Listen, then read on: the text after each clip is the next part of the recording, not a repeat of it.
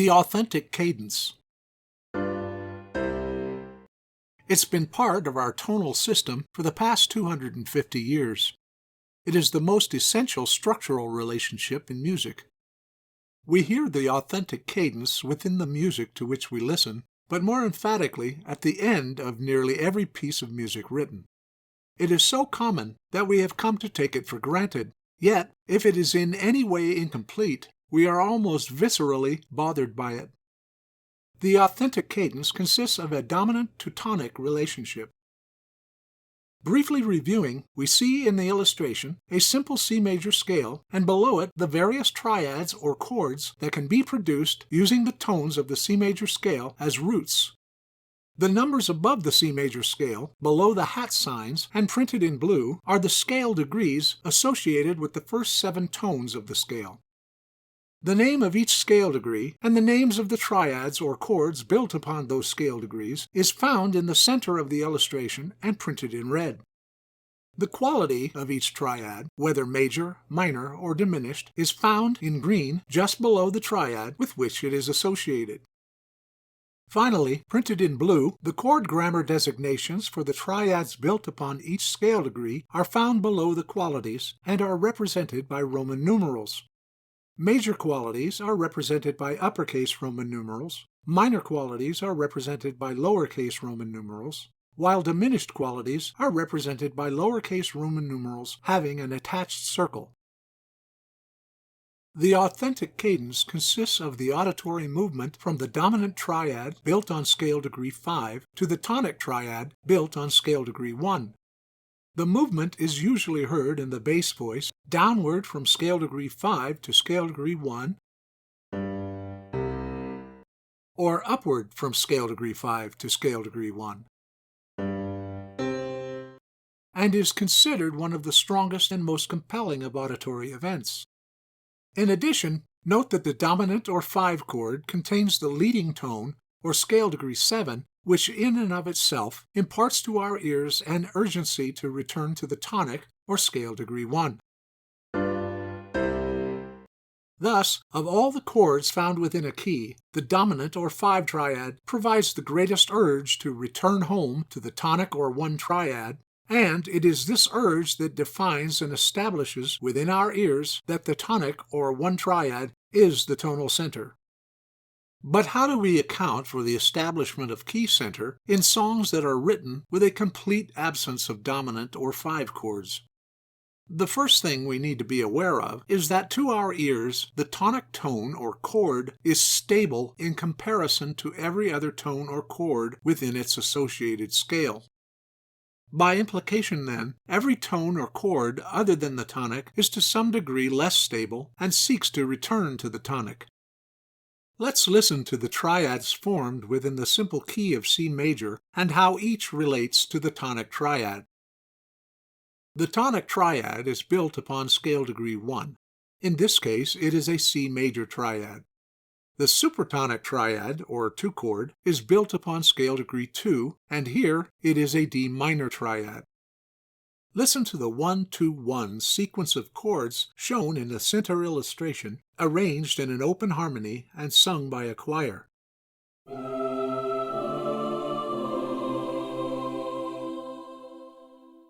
Observe that when we move through the 1 and 2 triads, coming to rest on the tonic triad, our ears are quite satisfied that the musical idea is complete. It is not very interesting nor entertaining, but it does sound complete.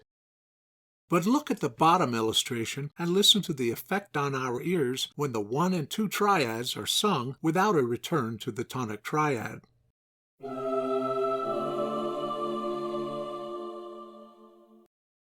We are left with a somewhat incomplete feeling with regard to the expected musical idea, with our ears anticipating a return to the tonic. The 1-3-1 succession of triads, performed in the same open harmony, sounds like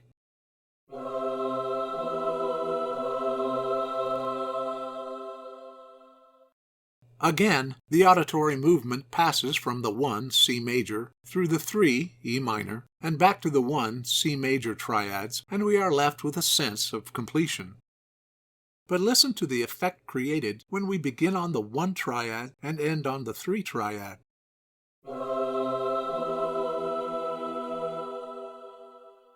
There is still a sense of incompletion, but slightly less so than with other successions.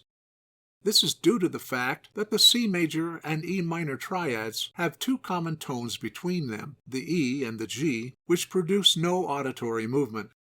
The C natural, scale degree 1, or tonic, does move downward to the B natural, scale degree 7, or leading tone, however, and does produce some urgency to return to the tonic of C natural. Listening to the 1 C major, 4 F major, 1 C major triads, we hear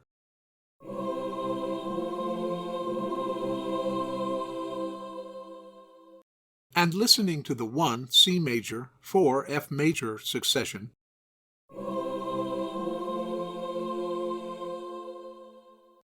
we are left with a somewhat stronger sense of incompletion. Of course, the 1 C major, 5 G major, 1 C major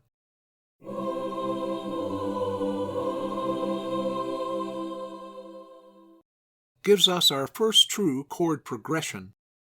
The movement from the tonic, or 1 chord, to the dominant, or 5 chord, is the most dissonant or harshest sounding to our ears. This is due to the fact that there are no common tones between the tonic and dominant, and the dominant contains both scale degrees 5 and 7, each of which demands a return to the tonic. Observe that the 1-5 progression leaves us with the strongest sensation of incompletion.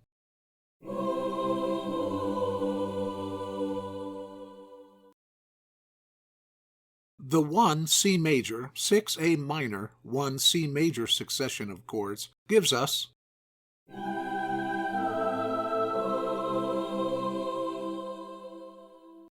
like the 1-3-1 succession, the 1 and 6 triads have 2 tones in common. Thus, an incomplete 1-6, just as with the 1-3 succession, leaves us only with a slight sensation of incompletion.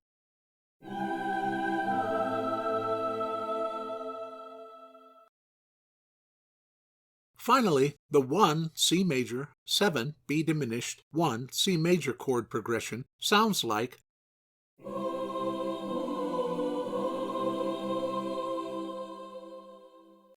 the 7 triad, B diminished in this case, produces the second strongest demand for a return to the tonic C major triad.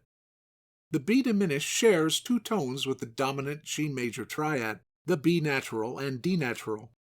The B natural, of course, is the leading tone, scale degree 7, and being situated only a half step away from the tonic, urges a return to scale degree 1.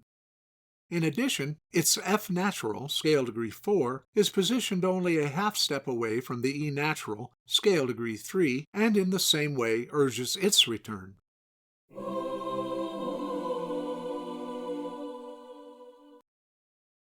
Now that we have an idea of how triads work with one another, let's turn our attention to some of the songs that do not use dominant or leading tone chords, but still give us a sense of completion on the final return to the tonic chord.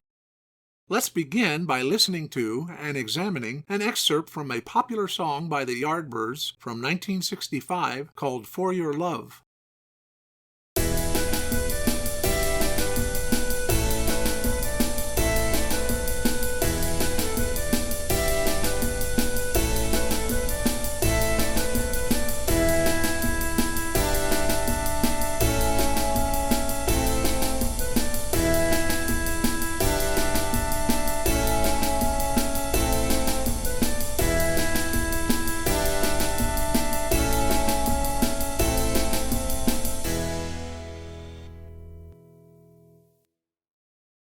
Observe the ever-repeating succession of chords: E major, E minor 7th, A major, and A minor.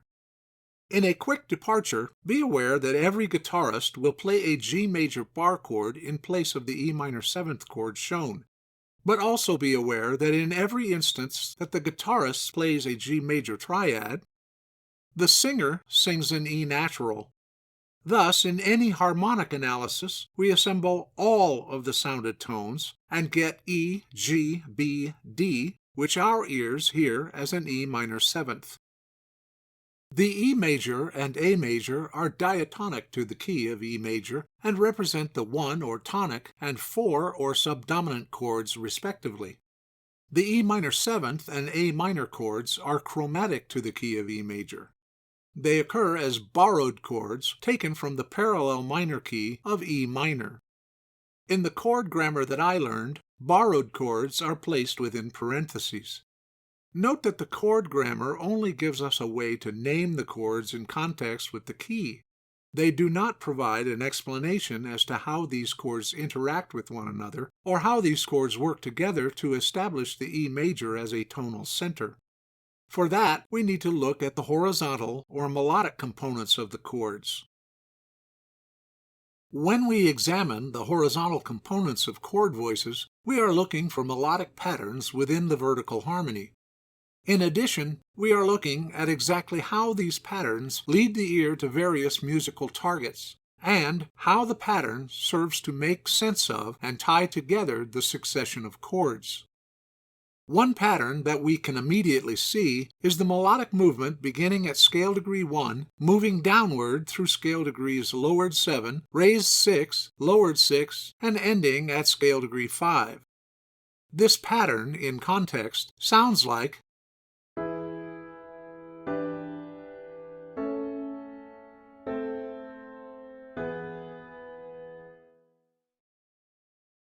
This particular pattern, along with a few others, is commonly associated with chord successions that make use of borrowed chords.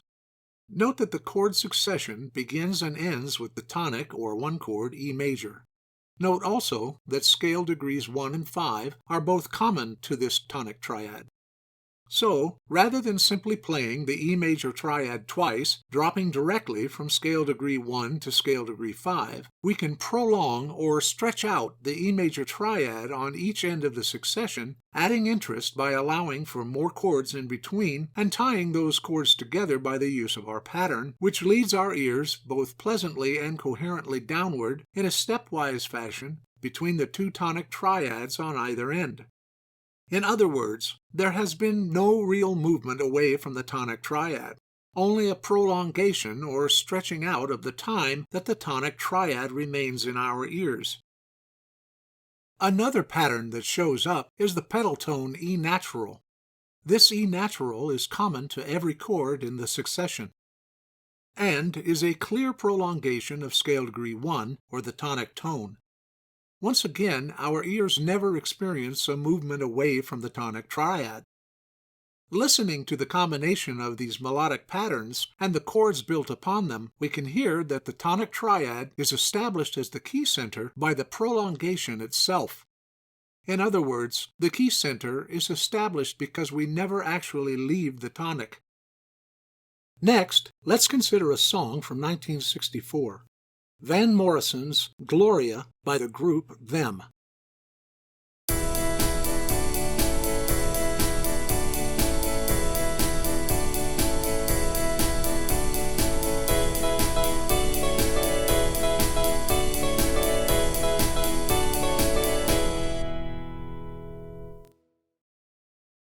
In this example, the E major and A major triads are, once again, diatonic to the key of E major, representing the 1 and 4 chords respectively, while the D major triad represents the lowered 7 chord borrowed from E minor, the parallel minor to E major.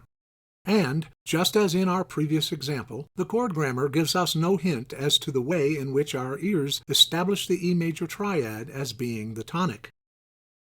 Once again, we need to examine the horizontal or melodic movement occurring within the chords for patterns that lead our ears to such conclusions.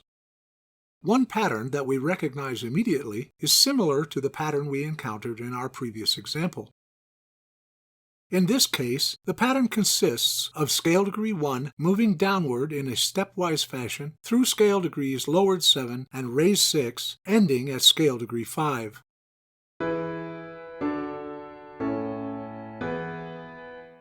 We recognize that this particular pattern is very similar to other patterns associated with successions containing borrowed chords. In the upper voice, we find a neighbor tone pattern of scale degree 5, stepping down to scale degree 4, followed by a step back up to scale degree 5. The neighbor tone pattern prolongs a tone in much the same way as a pedal tone does. The neighbor tone does add a little bit of interest for the ear, but its function is to lead the ear back to the tone which it serves.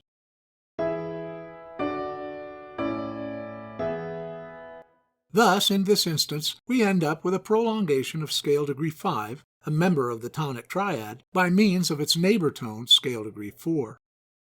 As in our previous example, it is the prolongation of the tonic triad itself which establishes the E major triad as our key center, and once again our ears sense that we have never actually moved away from the tonic triad.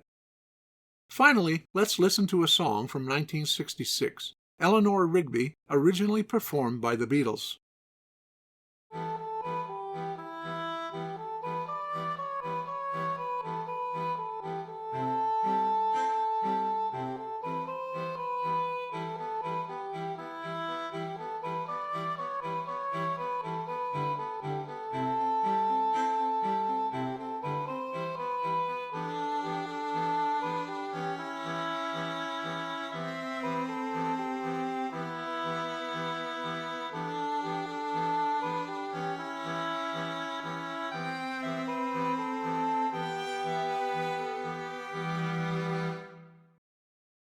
Interestingly, there are only two chords used throughout this entire piece: an E minor triad, which is the 1 or tonic triad, and a C major triad, which is the lowered 6 or submediant triad. Note that the lowered 6 is not a borrowed chord, as would normally be indicated by the use of a parenthesis. Rather, it is one of the two diatonic submediant triads available in the key of E melodic minor. But, like our other examples, the chord grammar only gives us information regarding the position of the chords relative to one another within the particular key. The information we are looking for, namely why these chord successions satisfy our ear's desire for finality, is found in the horizontal movement of the individual voices of the chords. Looking at the illustration, we recognize a previously identified pattern, beginning with the B natural, moving upward stepwise to C natural, followed by a downward step returning to B natural. This, of course, is the prolongation of scale degree 5 by its neighbor tone, scale degree 6. In addition, we recognize in the upper voices another previously identified pattern, a pedal tone prolongation of both scale degree 1 and scale degree 3. So, once again, which is so often the case, the establishment of key center, in this instance E minor, is accomplished solely by the prolongation of the tonic itself. Our ears simply do not hear a movement away from or off of the tonic triad. It should be clear by now that dominant triads and authentic cadences are not required to end pieces or to establish key center, but they certainly are the strongest and most definite chord choices for getting the job done. Always keep in mind that music does not have to be particularly well written in the classical sense of structure in order to be popular. If a strong tonal structure was a requirement, none of the songs in our examples would have ever been popular. But their record sales belie that argument. The music used in our examples was not written by musical scholars.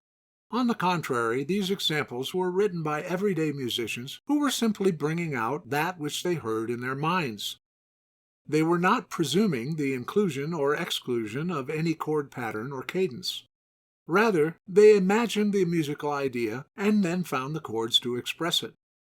So, in closing, I would encourage every musician to get a solid musical education, but use that education to express and clarify the music that already exists within your mind. Don't look at the ideas that you learn in music as rules, but as tools. Thanks for listening. I hope that some of these ideas have been helpful.